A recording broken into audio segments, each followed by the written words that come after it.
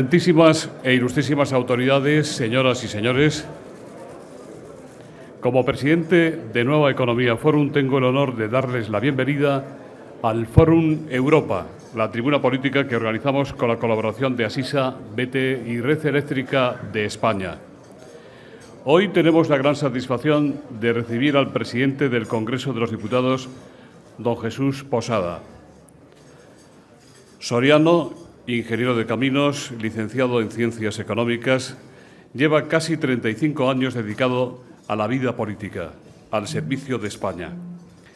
Ha sido gobernador civil de Huelva, director general de Transportes, consejero y presidente de la Junta de Castilla y León, ministro de Agricultura y de Administraciones Públicas, senador y diputado con diversas responsabilidades importantes en las cámaras. El hoy presidente del Congreso es un hombre dialogante. Su principal nota característica, puesta de manifiesto en todos los cargos políticos que ha desempeñado. Ingeniero de caminos también de la política, siempre ha tendido puentes y buscado sendas para la concordia. No rehúye el debate, aunque no cultiva el enfrentamiento. Tampoco se resiste a reunirse con periodistas ni a contestar a sus preguntas cuando se le plantean. Cuentan de Jesús Posada numerosas anécdotas en las que ha respondido de forma espontánea, brillando por su ingenio. Incluso se le atribuyen frases ingeniosas que nunca ha dicho. Su principal virtud política es la de ser conciliador, lo que le hace tener amigos en todas las formaciones de la Cámara. Conoce los problemas de la gente normal porque los observa de forma cercana. Los problemas de los ciudadanos nunca le son ajenos. Como bien nacido en la recia Castilla, Posada es un hombre agradecido, una cualidad muy apreciada por quienes le conocen y, sobre todo, por sus colaboradores más cercanos. Además, le adorna la puntualidad, una virtud que tanto se agradece en los personajes públicos. Dicen que, siendo consejero de Fomento de Castilla y León, Jesús Posada sugirió al entonces presidente de esa región, José María Aznar, que lo mejor para la estabilidad de la comunidad era impulsar un gobierno de coalición con el CDS. Aznar le hizo caso y poco tiempo más tarde le comunicó que necesitaba precisamente su consejería para ofrecérsela al Centro Democrático. Posada se quedó sin consejería, aunque tiempo después Aznar se venía a Madrid y le dejaba la presidencia de la Junta de Castilla y León. Más tarde, el propio Aznar le hizo 2 veces ministro de sus gobiernos de la nación. Político de largo recorrido, muy bien podría haber escrito aquellos versos de su paisano Antonio Machado. He andado muchos caminos, he abierto muchas veredas, he navegado 100 mares y he atracado en 100 riberas. Para el Fórum Europa es un gran honor recibir hoy al presidente del Congreso de los Diputados. Querido don Jesús, la tribuna es suya.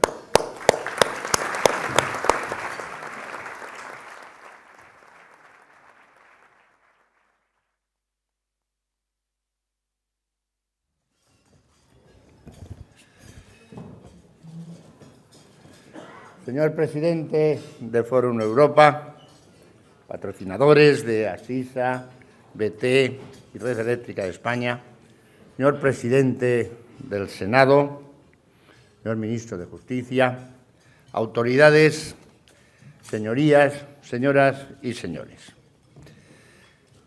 Quiero que mis primeras palabras sean para expresar mi gratitud a mi buen amigo y presidente del Foro, José Luis Rodríguez, por la oportunidad que me brinda de compartir este encuentro con todos ustedes, así como por sus amables y, desde luego, exageradas palabras de presentación. Este foro, que estamos hoy, se ha consolidado como uno de los espacios centrales de la reflexión social y política de creación de opinión en nuestro país. Y ello se debe, y lo digo con el corazón en la mano, sobre todo al extraordinario trabajo desarrollado por su presidente. Como muchos de ustedes saben, soy asiduo a estos desayunos. Sé, por tanto, que de ellos lo más interesante no es la presentación, sino las preguntas y respuestas que ésta suscita. Trataré, por ello, de ser breve. Me gustaría formular algunas reflexiones sobre la situación política actual desde la perspectiva que me ofrece la presidencia del Congreso de los Diputados. Pero permítanme, sin embargo, que comience dirigiendo una mirada retrospectiva a mi propia biografía. Comencé mi trayectoria política, como ha dicho muy bien el presidente, hace más de 30 años, cuando fui designado gobernador civil de Huelva con el gobierno de UCD del presidente Suárez. Me siento enormemente orgulloso de haber podido participar en aquella etapa en la que se sentaron las bases de la construcción política y del desarrollo social y económico que España está viviendo desde entonces. Y con ello quiero reivindicar la transición que no fue producto de la desmemoria, como ahora se afirma en algunos casos. Fue, muy al contrario, el resultado de la profunda memoria que el pueblo español tenía de los conflictos del pasado y del deseo colectivo de que no volvieran a repetirse. Esta experiencia se tradujo en la voluntad de mirar solo hacia adelante y de establecer para ello un marco de convivencia en el que hubiese espacio para todos y en el que todos nos encontrásemos a gusto. La transición fue una etapa de ilusión y esperanza caracterizada por el diálogo y el deseo de concordia. Valores estos a los que he procurado mantenerme fiel a lo largo de toda mi trayectoria política. Así he intentado practicar siempre la moderación y el diálogo como pautas fundamentales de mi conducta. La presidencia del Congreso de los Diputados me ofrece, sin duda, una privilegiada oportunidad para ponerlos en práctica. En mi discurso en la inauguración solemne de la presente legislatura, manifesté la convicción de que debemos hacer de las dos cámaras parlamentarias, Congreso y Senado, espacios de diálogo, en donde la expresión de las legítimas discrepancias no cierren la puerta a la consecución de acuerdos entre las diferentes fuerzas políticas. Entonces subrayé también que los parlamentarios hemos de dar ejemplo de respeto mutuo, de capacidad de diálogo, de disposición al consenso y de voluntad de resolver entre todos los problemas de España. Creo honestamente que en este aspecto puede hacerse un balance bastante positivo de estos primeros meses de legislatura. Pero estoy convencido, y este es el primer mensaje que quisiera trasladar hoy aquí, de que todavía podemos y debemos esforzarnos más por generar un clima de mayor diálogo y entendimiento. La actual coyuntura económica me preocupa, como preocupa a todos los españoles. La situación exige más que nunca hacer llegar a los españoles la voluntad de compromiso conjunto que tenemos para resolver los problemas de nuestro país. Lo dije hace unos días y me permiten que me repita, pero es que creo que es una frase bastante gráfica. En estos momentos, los españoles esperan de sus representantes menos bronca y más acuerdo. Puedo asegurarles que, como presidente del Congreso, haré todo lo que esté en mis manos por contribuir a generar un clima que propicie el diálogo y el acuerdo y por facilitar la tarea de todos los diputados y grupos parlamentarios. La situación es muy difícil. Empieza por la propia complejidad del actual Parlamento. El actual Congreso de los Diputados es una de las cámaras más plurales de la historia de nuestra democracia, con un total de 14 formaciones políticas representadas y un grupo mixto del que forman parte 18 diputados que pertenecen a 8 formaciones políticas diferentes.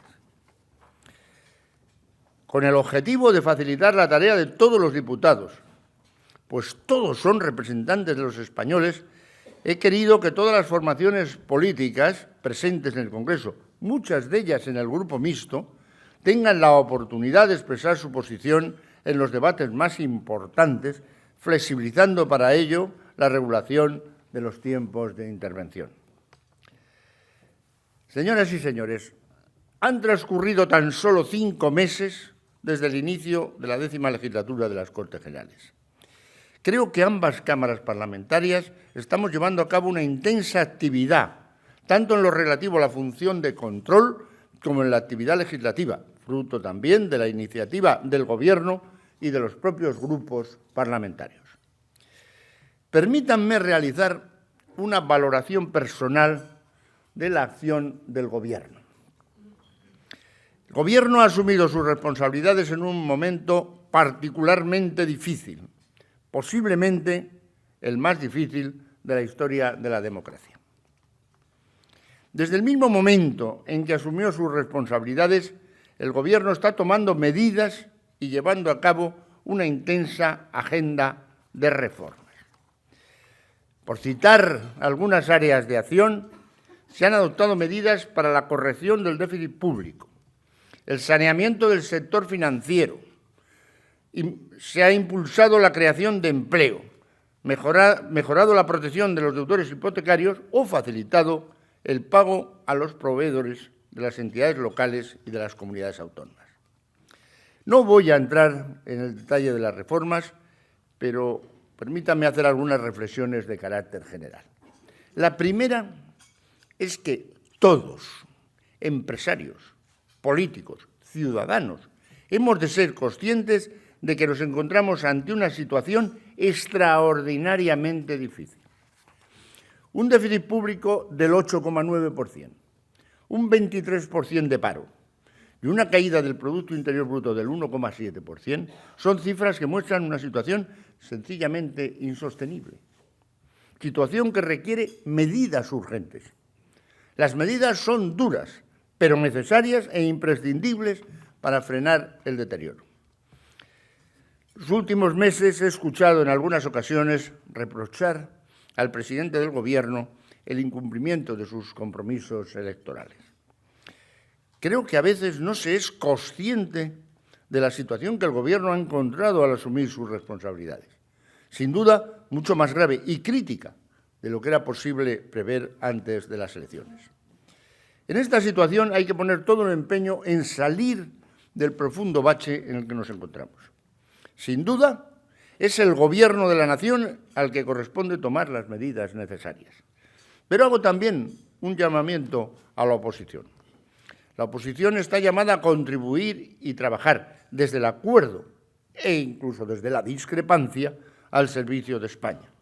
Siempre he sido partidario de buscar acuerdos, al menos acuerdos parciales sobre temas puntuales. Más allá de las divergencias ante decisiones concretas, es importante que existan iniciativas y propuestas que puedan ofrecer alternativas y permitan alcanzar los mismos objetivos. Nadie debe intentar sacar rédito político de la gravedad de la situación. Creo que es preciso tener altura de miras y un partido que antes, hace unos meses, apenas un año, ha sido gobierno y ahora es la alternativa, debe contribuir a construir el futuro. Máxime, y esto quiero destacarlo de modo particular, las reformas emprendidas por el Gobierno suponen un enorme esfuerzo por reducir el déficit público sin tocar los pilares esenciales del estado de bienestar. Y permítame que insista, el momento es crítico. Como críticas son las necesarias medidas que está adoptando el Gobierno para salir de esta situación. Pero estoy convencido de que este es el camino, el único posible. La consolidación fiscal es necesaria para hacer una política de crecimiento. Dicho esto, la situación no se podrá superar si a la responsabilidad del Gobierno y de los partidos de la oposición no se suma la de los gobiernos de las comunidades autónomas. Soy un firme convencido de la decisiva contribución que las comunidades autónomas han tenido en el progreso y modernización de España. no solo han permitido acercar los servicios públicos a los ciudadanos, sino que han servido sobre todo para potenciar la identidad política de las diversas nacionalidades y regiones. Ahora bien, 30 años después ha llegado el momento de corregir algunas disfunciones, evitando muchos casos de duplicidad e incluso multiplicidad de administraciones públicas que en ocasiones solo han llevado a un crecimiento desmesurado del sector público. Es precisa una reflexión pausada y rigurosa sobre el estado de las autonomías tal y como se encuentra hoy configurado, con medidas consensuadas para la solución de estas disfunciones. Entre estas medidas podrían encontrarse, a título de ejemplo, la supresión de algunos órganos o instituciones, una mayor clarificación de competencias y medidas que garanticen la unidad de mercado y la supresión de cargas burocráticas. Y en este sentido tengo que resaltar el acuerdo alcanzado el pasado jueves en el Consejo de Política Fiscal y Financiera. El consenso del Gobierno de la Nación con los de las comunidades autónomas ha logrado que se suscriba un auténtico pacto contra el déficit, que sin duda mejorará nuestra posición ante los mercados. Un acuerdo fundamental para nuestra imagen en el exterior y que demuestra que todos cumplimos.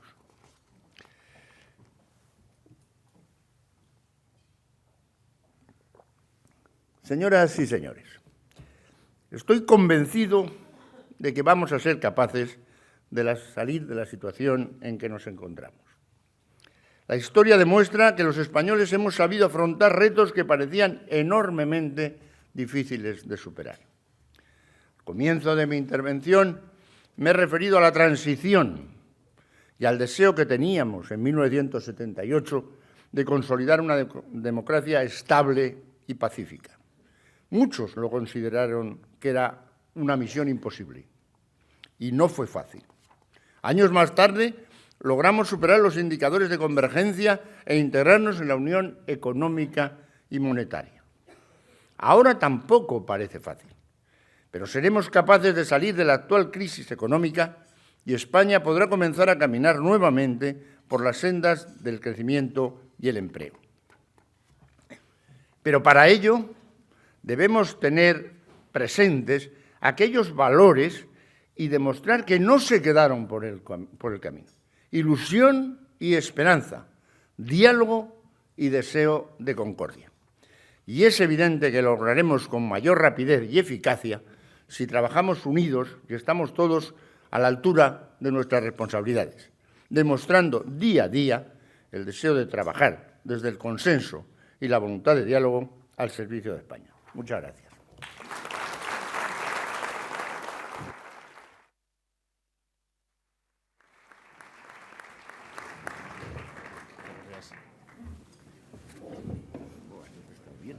Muy bien, pues muy bien.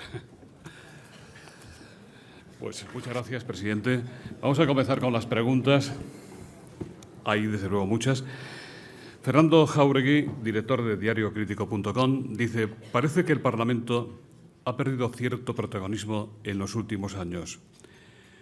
¿No debería estudiarse cambiar el reglamento para potenciar las sesiones de control, para compartir las dos cámaras en foros, convertir las dos cámaras en foros de diálogo político, incluso informal, como usted mismo sugiere, regresar al debate en el Senado sobre el Estado de las Autonomías, hacer que el debate del Estado de la Nación produjese resoluciones de obligado cumplimiento? José María Román, en esta misma línea, le pregunta qué atribuciones echa en falta en la presidencia del Congreso y qué cambiaría ahora en el reglamento del Congreso. Muy bien. Estas son, claro, unas preguntas, yo diría que lógicas, cuando el presidente del Congreso hace una intervención. Hay una tendencia, porque claro, yo soy presidente del Congreso solo unos meses, pero de diputado llevo 18 años, o sea que tengo una experiencia en este tema. Hay siempre una tendencia a creer, lógica, que el Congreso debe tener, y el Senado, deben tener una posición más central y, bueno, tener más fuerza quizá de la que tiene frente al Gobierno. Yo creo, visto en perspectiva, que en estos momentos es satisfactoria, bastante satisfactoria la posición en la política general del Congreso y del Senado. Creo que el control que se ejerce sobre el Gobierno, y más concretamente sobre el presidente del Gobierno, pues es un control bastante notable. Lo es en el Congreso con preguntas cortas, pero todas las semanas, y lo es en el Senado, en que es una vez al mes, pero con una pregunta mucho más larga al presidente y a los ministros. Hay interpelaciones y luego hay esos debates especiales cuando hay después de un Consejo Europeo en que intervienen todos los partidos. Por lo tanto, yo en lo que diríamos presencia del control del Congreso y Senado, yo creo que es pues bastante satisfactorio. Todo se puede mejorar y se pueden hacer más cosas, pero yo creo que está bien. Cuanto a la figura del presidente del Congreso, bien, yo estoy satisfecho con la posición del presidente. Tengo que decir, porque es una cosa obvia, pero conviene resaltarla, en el Congreso y en el Senado los protagonistas son los grupos parlamentarios, lo cual es perfectamente lógico porque son los que representan a los diputados que han sido elegidos. Por lo tanto, el presidente del Congreso y el del Senado tienen una función coordinadora, impulsora, conciliadora, diría yo, de dirección de los debates, pero las directrices de por dónde va la labor del Congreso, qué se discute, qué se lleva y cómo se lleva, pues son los grupos parlamentarios, como es natural. Por lo tanto, yo ahora mismo estoy satisfecho también de cómo está la situación reglamentaria. Hay que hacer algunos cambios. Y lo comunico aquí porque ha sido, en fin, lo hicimos la semana pasada. Hemos hecho un cambio para la votación telemática de los diputados y sobre todo diputadas que estén en una situación en que no puedan desplazarse, por ejemplo, pues embarazadas, pero también diputados que tienen enfermedades, bueno, que puedan votar telemáticamente. Estamos continuamente intentando adaptar el reglamento a la situación, pero yo lo veo con satisfacción la situación actual. Alicia de Pablos, ha dicho usted que es necesaria menos bronca y más consenso. Sin embargo, el Partido Popular se niega a constituir una comisión de investigación sobre Bankia. ¿No cree que esto más bien contribuye a la bronca que a crear un ambiente más propicio al consenso? Ketty Garat, de Libertad Digital, dice: ¿cree usted que el hecho de que Mariano Rajoy no haya comparecido en el Congreso desde su investidura contribuye a la desoladora imagen de un hemiciclo vacío? Bien, en efecto, yo me mantengo como idea general, como he dicho en mis palabras, en menos bronca y más consenso. Pero quiero decir y aclarar, bronca tiene que haber en el Congreso. Es que está en la esencia también de la política. Es decir, la gracia está en que los partidos, a los que le pido que tengan el interés de España por delante, pero tienen distintas formas de situar sobre la mesa la solución a los problemas. Por lo tanto, esa confrontación tiene que existir siempre, por lo tanto, cierta bronca tiene que haber siempre. Pero a su vez, también tiene que haber acuerdos, porque hay veces que se pueden hacer acuerdos. Yo me inclino más por esa segunda visión, ¿no? Pero bronca tiene que haber siempre. En cuanto a lo de la comisión de investigación, no, esto yo, lo que se plantea es qué es más útil, si hacerlo lo que ha ocurrido, por ejemplo, en Bankia, a través de una comisión de investigación o hacerlo a través de esa subcomisión que está trabajando ya en la Comisión de Economía del Congreso, que es una mucho más técnica, con menos trascendencia hacia afuera, es decir, con menos presencia mediática, pero que va más al fondo de la situación. Bien, hoy, por ejemplo, también lo cuento como una anécdota, pero que también indica un poco la situación. Esta semana hemos estado viendo la comparecencia del ministro de Economía y Competitividad que la había pedido en el Congreso. Lo hemos visto en la mesa y en la Junta de Portavoces, saltándonos un poco estrictamente lo que decían las disposiciones, porque había que haber esperado a verlo una semana, pero a mí me pareció que era muy lógico que lo viéramos. Bien, todos éramos partidarios, clarísimamente, de todos los grupos, de que compareciera el ministro de Economía y Competitividad para contar cuál es la situación. ¿Dónde estaba la diferencia? Bueno, el Grupo Socialista y otros grupos, pero el Grupo Socialista era el que lo proponía, quería que fuera en pleno. El Grupo Popular consideraba que era mejor en comisión.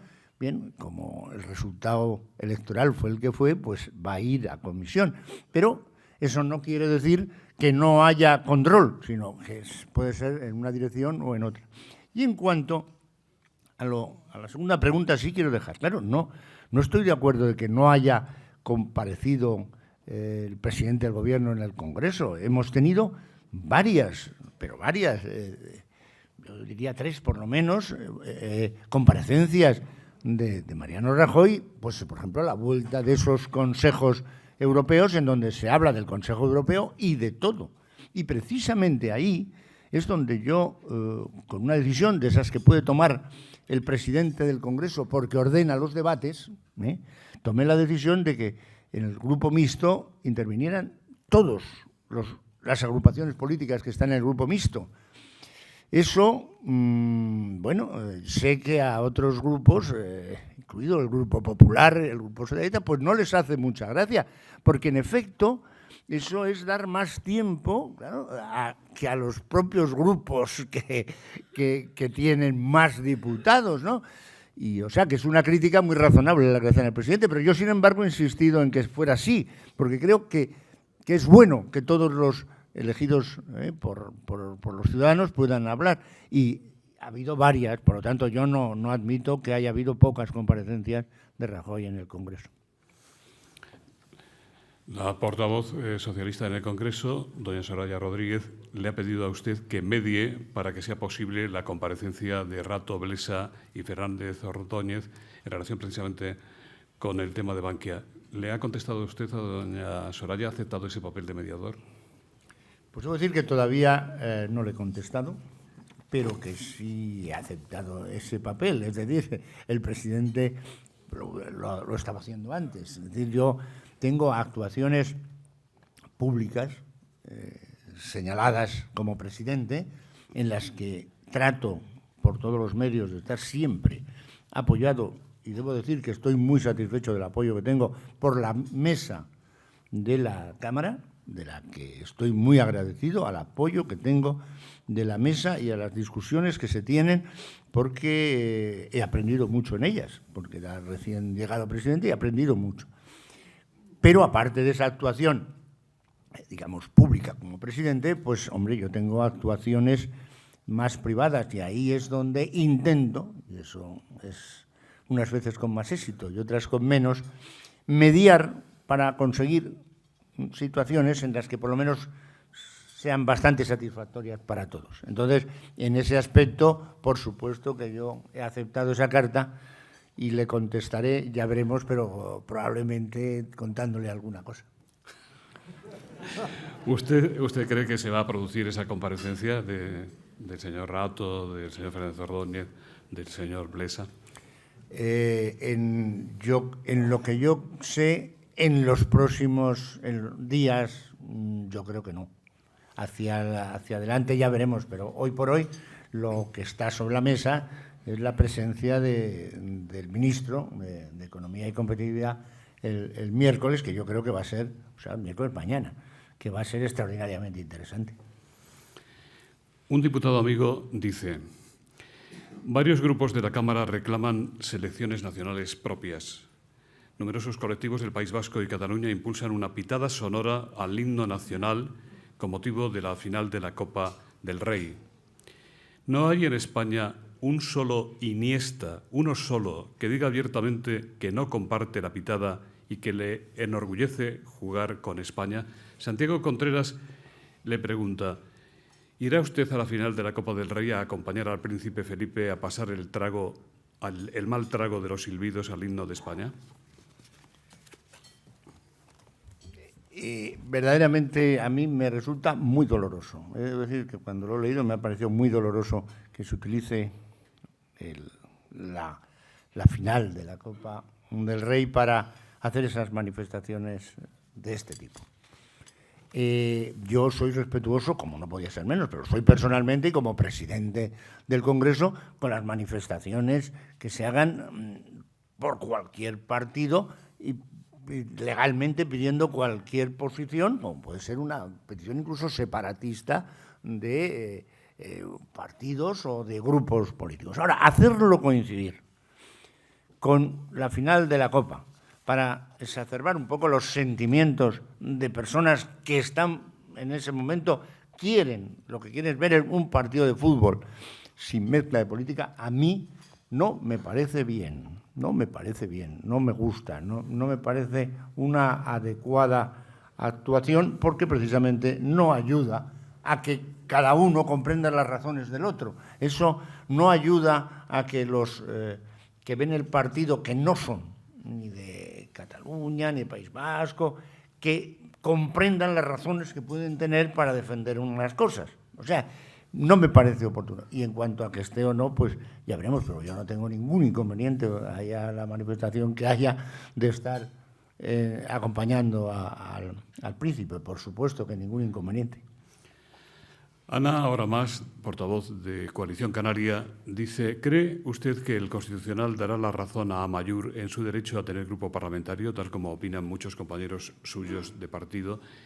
Claudio Valencia dice: ¿le quita el sueño a Amaiur? ¿Está usted preparado para una provocación continua en el Congreso?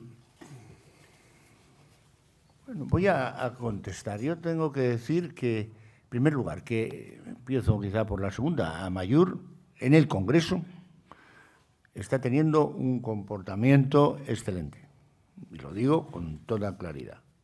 Se ha comportado muy adecuadamente. Es obvio, no tengo que decirlo, que no comparto la filosofía política de Amaiur, es obvio. Pero debo decir que su comportamiento en el Congreso ha sido excelente en todo momento, en sus manifestaciones, tanto públicas, como en comisión, como en pleno. Segundo punto. Hubo, que todos ustedes conocen, bueno, una reclamación de Amaiur para formar grupo. Se estudió a fondo, se tomó una decisión basada en informes jurídicos. Esa decisión, la mesa, por 6 votos a favor y 3 abstenciones, decidió que no podía tener grupo y, por lo tanto, fue al grupo mixto. Se ha recurrido. Yo lo que puedo decir es que una de las cosas que más satisfecho me encuentro es de vivir en una Constitución en la cual hay un Tribunal Constitucional que va a juzgar y va a decidir quién tiene razón. Yo, por lo que vi y los informes jurídicos, me parecía que la razón estaba de nuestra parte como mesa, la parte de la mesa que decidimos hacer esto. Ellos no. Bueno, pues el Tribunal Constitucional decidirá, y desde luego desde aquí lo digo, yo acataré totalmente la decisión del Tribunal Constitucional. José Manuel González Huesa, director de la agencia Servimedia, dice: si usted fuera ahora estudiante o profesor, ¿participaría en la huelga de enseñanza convocada para hoy? ¿Cree que hay motivos suficientes o que está politizada? Yo no participaría, lo digo con sinceridad, o sea, no participaría. ¿Por qué? Porque indudablemente esta huelga no tiene el fundamento, en mi opinión, que debe tener una movilización para ir a una huelga. Hay motivos en el sector educativo, como en el sector sanitario, en todos los sectores, hay motivos para sentirse heridos por estos recortes y por esta situación que estamos viviendo. Sí, claro que sí, todos los tienen. En educación se está disminuyendo un tanto el dinero que se va a gastar. Ahora bien, yo no creo que la educación, la calidad de la educación y la cantidad de dinero gastado sigan un camino paralelo. Si es verdad, hombre, que si se gasta muy poco, pues la educación se resiente, pero se puede gastar mucho más y no aumentar la calidad. En estos momentos nosotros, el Estado, las comunidades autónomas, los ayuntamientos, tenemos que reducir como he dicho, porque es inevitable, hay que reducir los gastos. ¿Qué es lo que hay que intentar? Y tratar de conseguir. Para eso están las comunidades autónomas y su trabajo, que haya la misma calidad con menos medios. ¿Qué es lo que pueden pedirse por parte del sistema educativo? Bueno, no tocar ciertos puntos, pero sí tocar otros. Pero pretender que aumente el gasto en educación, que no disminuya el gasto en educación, yo no lo veo viable. Lo que hay que hacer es conseguir lo mismo gastando menos. Íñigo Inchusta, de Radio Nacional de España, dice: ¿cree necesario un pacto de Estado para impulsar la recuperación económica y para reconciliar al ciudadano con la política? Manuel Rodríguez Casanueva dice: ¿por qué no somos capaces de alcanzar un pacto de Estado que una a la sociedad y permita tomar las medidas necesarias? Bien, este es un tema recurrente en todas las conversaciones, yo creo, de grupos de amigos, de no sé, comidas, los que salen a charlar, en lo del pacto de Estado. Bien, yo, que lo he dicho, soy defensor de que se lleguen a acuerdos.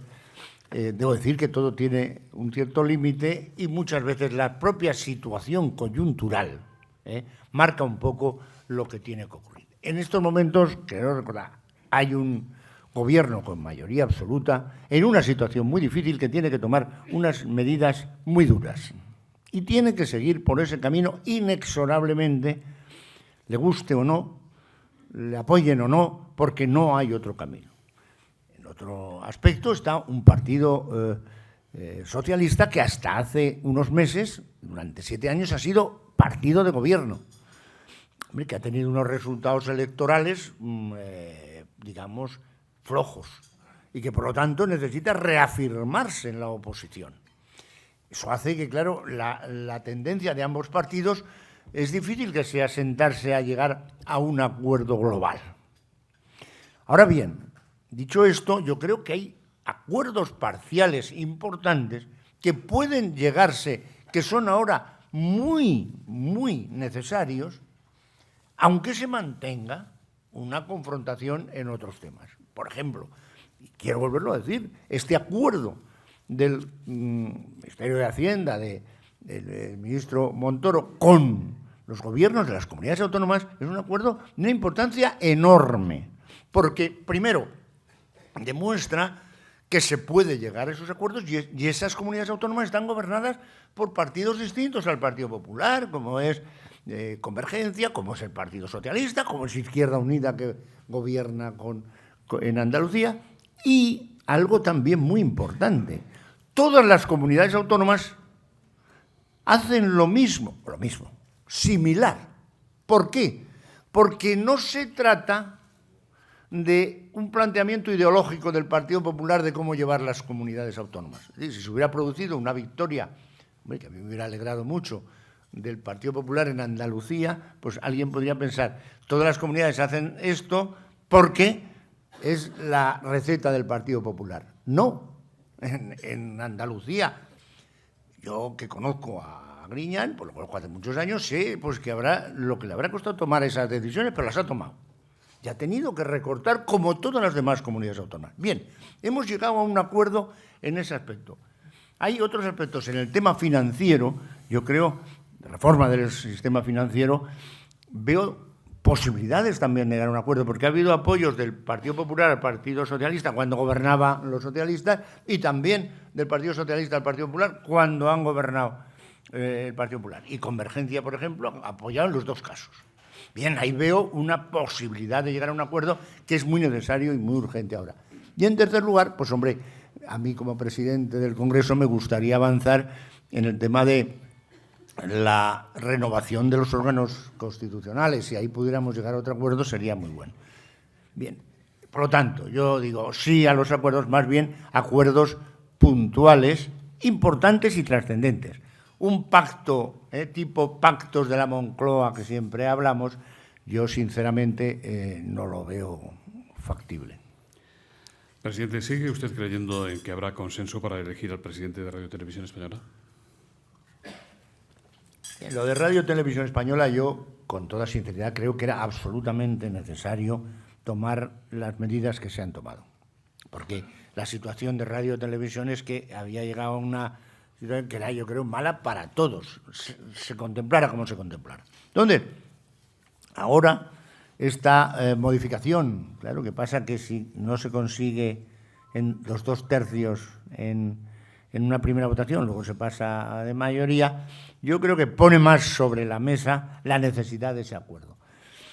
Hombre, hablar de futuro, claro, por definición el futuro es incierto, ¿no? Por eso no me atrevo a decir, pero a mí yo creo que sí hay una posibilidad, sí la hay, de que se llegue a un consenso amplio.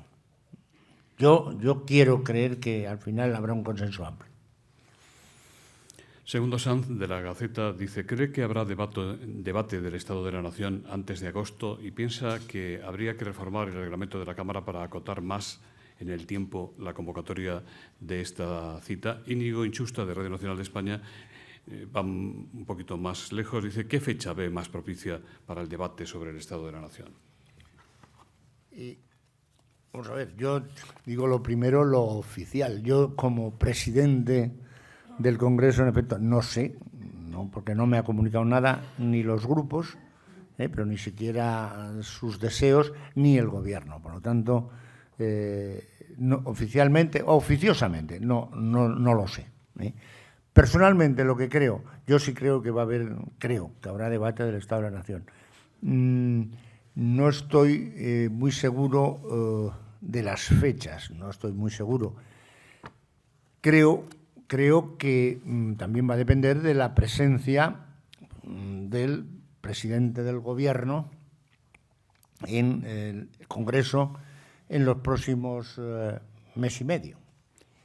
Hombre, claro, las presencias de Mariano Rajoy después de un debate del Consejo Europeo no es el debate del Estado de la Nación, que luego hay una serie de recomendaciones o de propuestas que se votan, pero bueno, tienen un cierto parecido.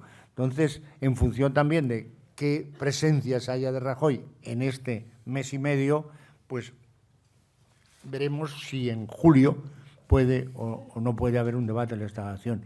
Yo creo que, desde luego, el Congreso está preparado y yo, como presidente del Congreso, pues sinceramente me gustaría que hubiera debate y que fuera pronto, porque para el presidente del Congreso pues es un orgullo ver cómo ese día y esos 2-3 días pues el Congreso es el centro de la vida política de la nación totalmente, ¿no? Sí me gustaría.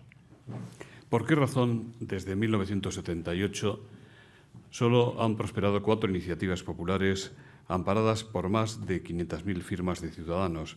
¿No sería conveniente reformar el reglamento para que se escuche más la voz de la sociedad civil en el Congreso de los Diputados? Estas preguntas se las hace Aurelio Alonso Cortés. No comparto mucho esa idea. Es decir, yo creo que está bastante bien establecido cómo son estas iniciativas legislativas populares.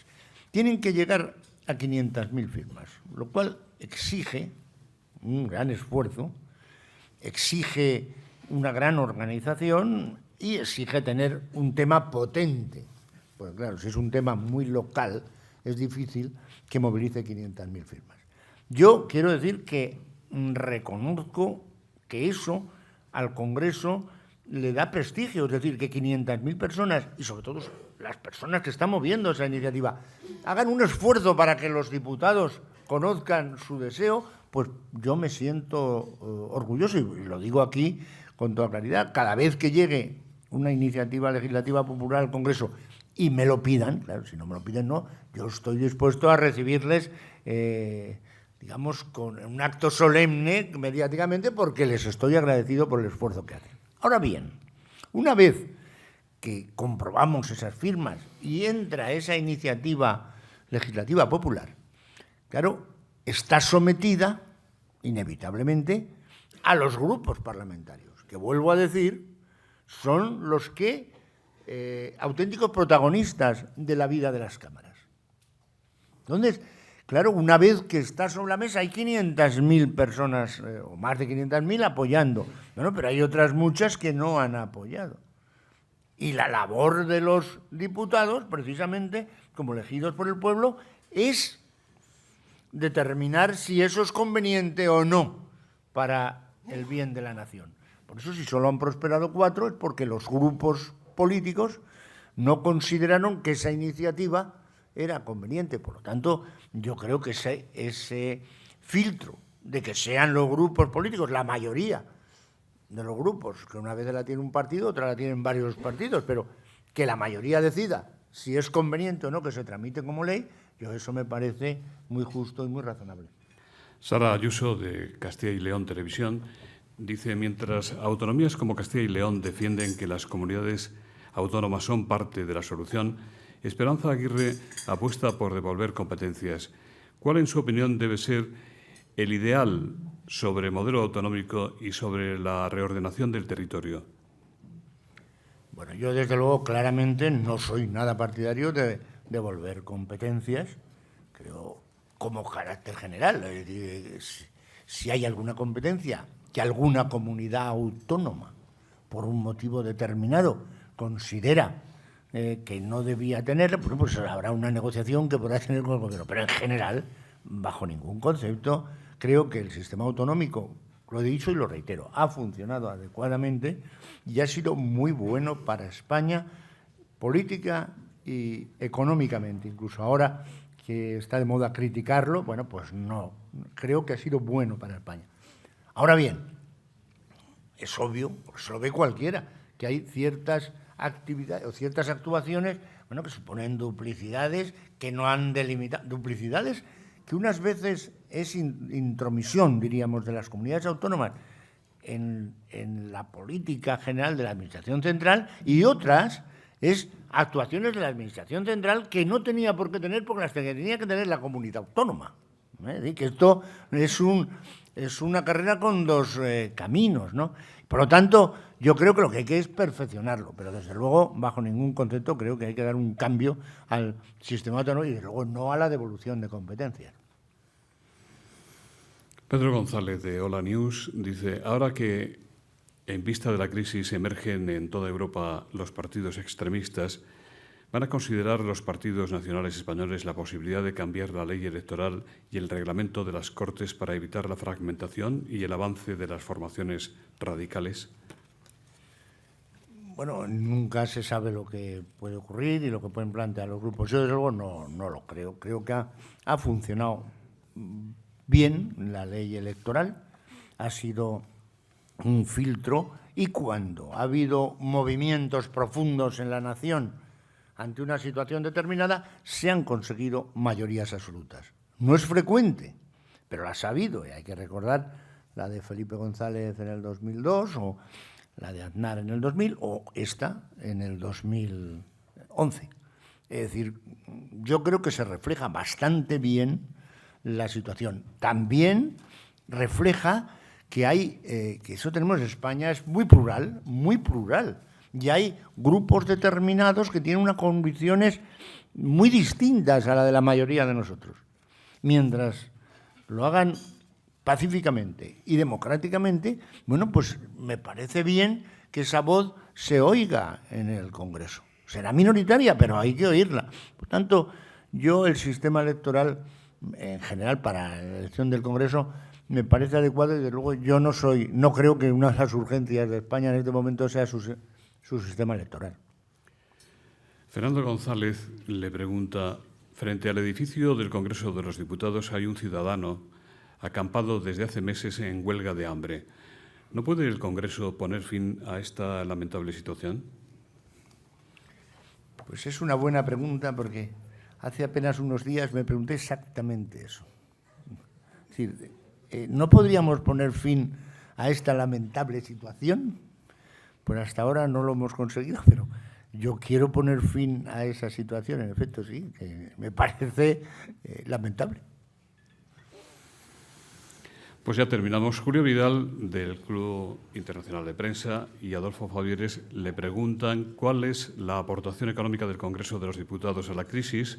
¿Han reducido gastos en salarios, en gastos de viajes y representación o dietas? En un ambiente general de austeridad impuesta, ¿cuáles son las medidas que ha tomado el Congreso de los Diputados? Yo quiero aquí insistir en algo que repito mucho, pero que a veces, bueno, cuesta que llegue a la opinión pública, pero vuelvo a insistir. Los diputados y senadores han hecho un sacrificio muy notable con la crisis. Rebajaron su sueldo un 5%, porque claro, sus ingresos, incluso el máximo que se estableció, tienen congelados su sueldo y sus complementos. Y el último año, en el 2012, hemos suprimido en el Congreso y en el Senado un acuerdo que llegamos los dos presidentes, Pío García Escudero y yo, hemos suspendido la aportación al fondo de pensiones. Es decir, que los están haciendo un sacrificio continuo. En cuanto a los gastos del Congreso y del Senado, pues en efecto hemos recortado, debo decir, lo digo con toda seriedad, creo que el Senado es igual, pero vamos, yo conozco el Congreso. Es una administración pequeña, la del Congreso, pero eficiente, muy bien llevada, entonces es satisfactorio cómo funcionan ahí, pero hemos rebajado un 5,2% los gastos este año con respecto al año pasado. O sea, que estamos haciendo los sacrificios que el Ministerio de Hacienda nos pide. Es decir, el Congreso y, sobre todo, y eso es lo que quiero recalcar, sus diputados, con lo mismo que el Senado y los senadores, están contribuyendo con su esfuerzo a esta situación de crisis en España. Muchas gracias, presidente. En nombre de Red Eléctrica, Asisa y BT, el presidente en España de esta última, don Jacinto Cabestany, va a despedir el acto. Muchas gracias, presidente, por atender a la invitación de este foro y estar con nosotros esta mañana. Solo decirle que estamos seguros que su liderazgo pausado será muy beneficioso esta legislatura a la Cámara Baja. Mucha suerte y muchas gracias.